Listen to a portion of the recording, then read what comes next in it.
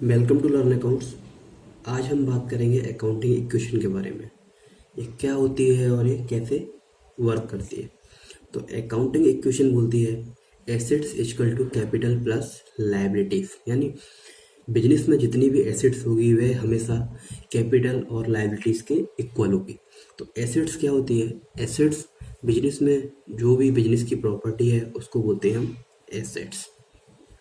Capital capital business में business का owner जो पैसे इन्वेस्ट करता है उसको बोलते हैं हम बिजनेस की कैपिटल। लायबिलिटीज़ होती हैं अगर बिजनेस को किसी का पैसा हमें देने का है। फॉर एग्जांपल, बिजनेस ने अगर किसी बैंक से लोन लिया है तो यह बिजनेस की रिस्पॉन्सिबिलिटी है कि वह बैंक को पैसे वापस करेगी, या फिर किसी किसी पार्टी से अगर उधार माल खरीदा है तो ये भी बिजनेस की रिस्पॉन्सिबिलिटी है कि यह उस पार्टी को पेमेंट करेगी। तब तक यह पेमेंट नहीं करती है तब तक यह बिजनेस के ऊपर लायबिलिटीज रहती है। तो जितनी बिजनेस में एसेट्स होती हैं वे हमेशा लायबिलिटीज के इक्वल होती हैं। अब बात करते हैं ये ऐसा क्यों होता है कि हमेशा एसेट्स और लायबिलिटीज इक्वल होती हैं, क्यों होती हैं। अब एसेट्स और लायबिलिटीज इक्वल होगी, इसका रीज़न है डुअल कॉन्सेप्ट। डुअल कॉन्सेप्ट कहता है जो भी ट्रांजैक्शन बिजनेस में एंटर होती है वह एक बार डेबिट में लिखी जाती है और सेम अमाउंट क्रेडिट में लिखी जाती है। तो इस कंसेप्ट के बेस पर अकाउंटिंग इक्वेशन वर्क करती है। जितने हमारे पास एसेट्स होंगे उतनी ही हमारी लायबिलिटीज होगी। जितना हम डेबिट करेंगे उतनी ही हम क्रेडिट भी करेंगे। तो इस पर हम एक इक्वेशन सॉल्व करेंगे और प्रूव करेंगे कि एसेट्स और लायबिलिटीज हमेशा इक्वल होती है। तो इसका मैं कॉलम बना लेता हूँ। एक साइड में लिख लेता हूँ ट्रांजैक्शन,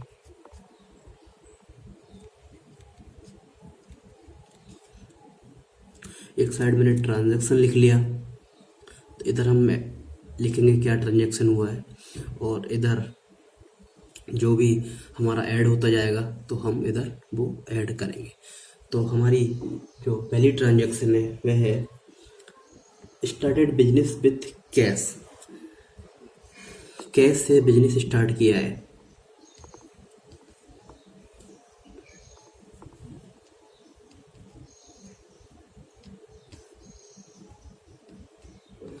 अगर कैश एक वैल्यूएबल आइटम्स है और ये एसेट्स है तो मैं कैश की साइड एक कॉलम ऐड कर दूंगा और उसके नीचे मैं लिख दूंगा 30,000 रुपये, क्योंकि 30,000 रुपये से बिजनेस स्टार्ट किया गया है। बिजनेस स्टार्ट किया गया 30,000 रुपये से, तो उतनी ही अभी हमारे पास कैपिटल होगी, क्योंकि बिजनेस स्टार्ट किया गया है 30,000 रुपये से। अगर 50,000 रुपये से बिजनेस स्टार्ट किया होता तो हमारी कैपिटल भी कितनी होती? 50,000 रुपये।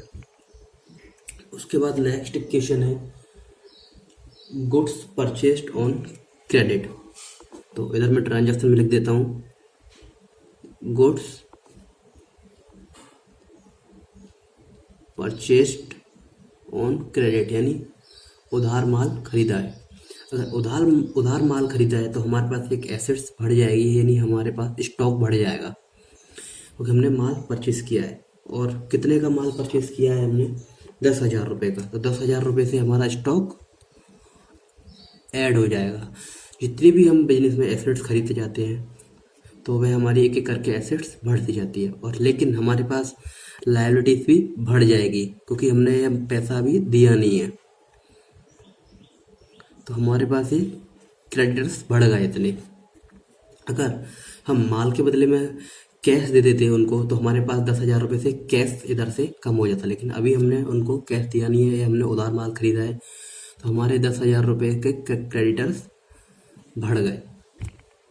इसके बाद हम जो हमारा कैश पे हमारा कुछ ट्रांजैक्शन नहीं हुई है तो हमने उसको जीरो कर देते हैं। कैपिटल पे भी हमारा कोई इफेक्ट नहीं पड़ा है तो उसको भी हम जीरो कर देते हैं।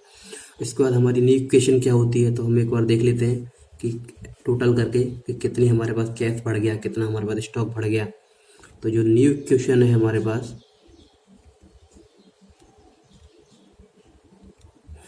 कैश हमारे पास 30,000 था, अभी भी हमारे पास 30,000 रुपये है। स्टॉक हमारा बढ़ गया, 10,000 रुपये का हमने माल उधार खरीदा है। उसके बाद कैपिटल थी हमारी, वो भी 30,000 रुपये थी। प्लस 10,000 रुपये की हमारे ऊपर लाइबिलिटीज ऐड हो। हाँ, जिससे हम उधार माल खरीदते हैं उसको हम बोलते हैं क्रेडिटर्स, जिसको हम माल बेचते हैं उधार उसको हम बोलते हैं डेटर्स। वह हमारे एसेट्स होते हैं डेप्टर्स। इसके बाद जो हमारे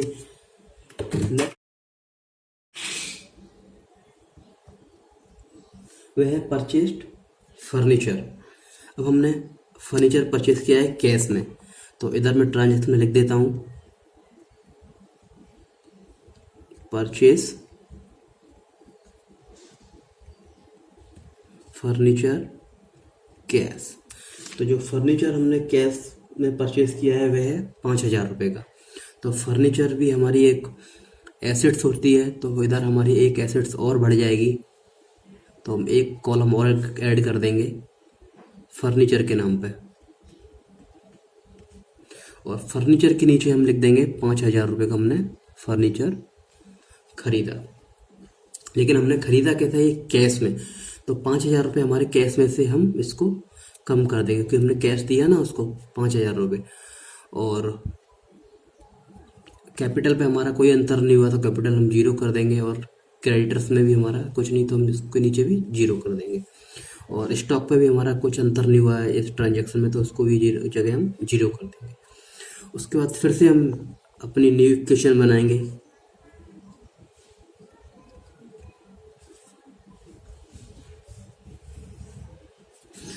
जो कैश हमारे पास 30,000 बैलेंस था उसमें से हमने 5,000 रुपये का फर्नीचर परचेज कर लिया, तो कैश हमारे पास बचा अभी 25,000 रुपये। जो स्टॉक था हमारे पास वह 10,000 का था, अभी भी 10,000 रुपये का ही है, लेकिन इस ट्रांजैक्शन में हमारा फर्नीचर बढ़ गया 5,000 रुपये से। और जो कैपिटल और क्रेडिटर्स हमारे थे वह पहले के जैसे ही थे, अभी भी पहले ऐसे ही हैं। इसके बाद जो न्यू ट्रांजैक्शन हुआ हमारा वो कैसा है, परचेज गुड्स ऑन कैश ₹20,000। तो 20,000 रुपीज़ का हमने गुड्स परचेज किया कैश में। मैं इधर ट्रांजैक्शन में लिख देता हूँ परचेज गुड्स ऑन कैश। कितना, 20,000 रुपये का हमने गुड्स परचेज किया। अगर गुड्स परचेज करेंगे तो हमारा स्टॉक बढ़ जाएगा 20,000 रुपये का, क्योंकि 20,000 रुपये के हमने गुड्स परचेज किए हैं। लेकिन कैश में हमने गुड्स परचेज किया तो कैश हमारा 20,000 रुपये से कम हो जाएगा।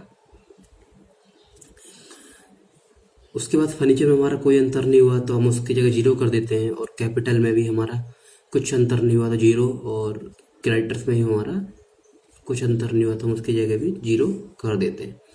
उसके बाद हम फिर से न्यू इक्वेशन बनाते हैं कि क्या डिफरेंस आया है, कितना हमारे पास कैश बचा है, कितना हमारा स्टॉक बढ़ गया। न्यू इक्वेशन, तो कैश पहले हमारे पास 25,000 रुपये बैलेंस था, लेकिन 20,000 रुपये हमने स्टॉक परचेज कर लिया तो हमारे पास कैश बैलेंस बचेगा 5,000 रुपये। तो स्टॉक था हमारा पहले 10,000 रुपये, 20,000 रुपये का हमने स्टॉक और परचेज कर लिया तो स्टॉक हमारा बढ़ के हो गया 30,000 रुपये। जो फर्नीचर था हमारा वो अभी भी 5,000 रुपये का ही है, और जो कैपिटल थी हमारी 30,000 रुपये की है अभी भी, इसमें कोई अंतर नहीं आया है। और जो क्रेडिटर्स भी हमारे अभी 10,000 रुपये के ही हैं। इसके बाद हम न्यू ट्रांजेक्शन देखते हैं। Sold goods on credit ₹15,000, cost 12,000, यानी हमने उधार माल बेचा है। माल कितने का बेचा है, 15,000 रुपये का, लेकिन जो हमारी उस माल की जो कॉस्ट है वो थी 12,000 रुपये, यानी इस पर हमने प्रॉफिट अर्न किया है। तो पहले मैं ट्रांजेक्शन लिख देता हूँ, सोल्ड गुड्स ऑन क्रेडिट। उधार हमने माल बेचा है, अगर हमने उधार माल बेचा है तो हमारा एक और इसमें कॉलम ऐड हो जाएगा डेटर्स। डेटर्स बोलते हैं हम जिनको हम अपने माल बेचते हैं। तो हमने माल बेचा है कितना, तो डेटर्स के नीचे मैं लिख दूंगा 15,000 रुपये। 15,000 रुपये का हमने इसमें माल बेचा है, लेकिन जो माल हमने बेचा है इसकी जो ओरिजिनल कॉस्ट कितनी थी वो थी 12,000 रुपये। तो जो हमारा स्टॉक था उसमें से 12,000 रुपये का माइनस कर दूंगा। इस ट्रांजैक्शन में हमने प्रॉफिट कितना कमाया, क्योंकि 12,000 रुपये का हमने जो था माल परचेज किया और 15,000 रुपये का हमने बेचा है, तो 3,000 रुपये हमने इस पे प्रॉफिट कमाया। और जो प्रॉफिट हम अर्न करते हैं वह हमेशा कैपिटल में ऐड हो जाता है। तो मैं जो 3,000 रुपये प्रॉफिट कमाया है तो मैं ये कैपिटल में ऐड कर दूंगा। इसके बाद हमारा कैश में कोई अंतर नहीं है तो कैश में 0 कर देता हूँ। फर्नीचर 5,000 का था, उसमें भी कोई अंतर नहीं है। और क्रेडिटर्स भी हमारा कोई अंतर नहीं है तो उस पर भी मैं 0 कर देता हूँ। इसके बाद मैं फिर से न्यू इक्वेशन बनाता हूँ।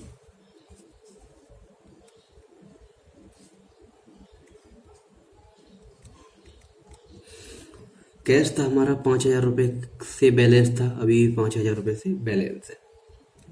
लेकिन स्टॉक हमारा 30,000 रुपये का बैलेंस था पहले, जिसमें से 12,000 रुपये का हमने स्टॉक सेल कर दिया, तो हमारे पास स्टॉक बचा अब 18,000 रुपये। जो फर्नीचर था हमारा वह हमारे पास 5,000 रुपये से ही है, और लेकिन डेटर्स हमारे इस ट्रांजैक्शन में बढ़ गए तो 15,000 रुपये के हमारे पास अभी डेटर्स हैं। और जो कैपिटल पहले 30,000 था, 3,000 रुपये का हमने प्रॉफिट अर्न किया, तो हमारे जो कैपिटल है वह हो गई 33,000 रुपये। और जो क्रेडिटर्स हैं हमारे वह भी 10,000 रुपये के ही हैं।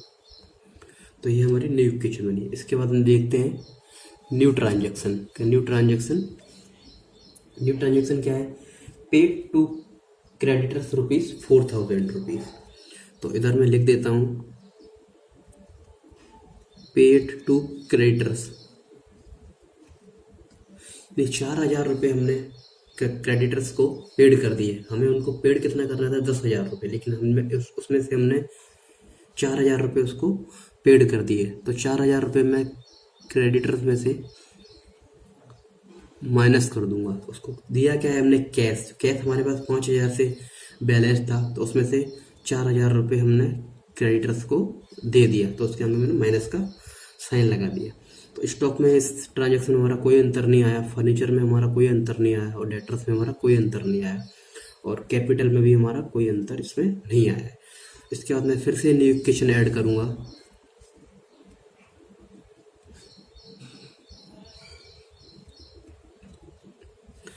तो जो कैश था हमारा पहले 5,000 था, 4,000 रुपये हमने क्रेडिटर्स को दे दिया, तो बैलेंस हमारा बचा 1,000 रुपये का कैश। उसके बाद जो स्टॉक था हमारा वह 18,000 रुपये से बैलेंस है, और 5,000 रुपये का हमारे पास फर्नीचर बैलेंस है, प्लस 15,000 रुपये के हमारे डेटर्स हैं, और जो कैपिटल है हमारे पास 33,000 रुपये से है। लेकिन क्रेडिटर्स हमारे 10,000 रुपये थे, जिसमें 4,000 हमने पेड कर दिए, तो हमारे जो क्रेडिटर्स बचे हुए हैं अभी 6,000 रुपये। उसके बाद है next transaction, withdraw for personal use by proprietor. यानी जो बिजनेस का प्रोप्राइटर है उसने अपने पर्सनल यूज के लिए बिजनेस से 500 रुपये निकाल लिए। तो मैं इधर एंट्री कर देता हूँ ट्रांजैक्शन में ड्राइंग। बिजनेस का ओनर जब भी बिजनेस से पैसे निकालता है तो उसको हम अकाउंटिंग लैंग्वेज में बोलते हैं ड्राइंग। तो उसने कितना कैश निकाला? 500 रुपये।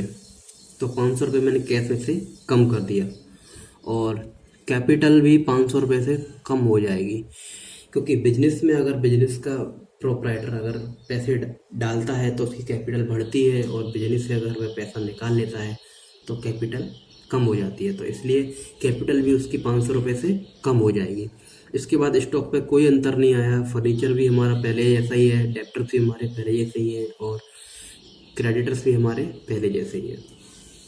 अब इसके बाद मैं बनाता हूँ न्यू इक्वेशन।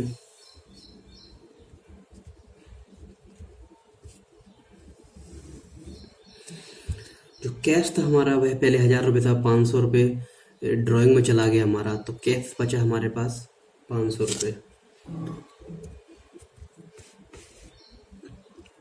जो स्टॉक था हमारे पास अभी भी 18,000 रुपये का ही है, और प्लस फर्नीचर हमारे पास 5,000 रुपये का है, और डेटर्स है वह 15,000 रुपये से बैलेंस है। और इधर अगर 33,000 रुपये हमारी कैपिटल थी पहले, 500 रुपये ड्राइंग में चले गए ड्राइंग्स में, तो उसमें से हमारा जो अब कैपिटल बची हुआ है 500 रुपये, और जो क्रेडिटर्स हैं हमारे पास वो बचे 6,000 रुपये। तो क्वेश्चन हमारा इधर ही फिनिश होता है। तो अब हम एक बार टैली करके देख लेते हैं जो हमारी अकाउंटिंग इक्वेशन बोलती है एसेट्स इक्वल टू लायबिलिटी, वो इधर फॉलो हो रही है या नहीं। तो हम एसेट साइड का टोटल करके देख लेते हैं कितना होता है, और लायबिलिटीज़ का टोटल करके देख लेते हैं। तो लायबिलिटी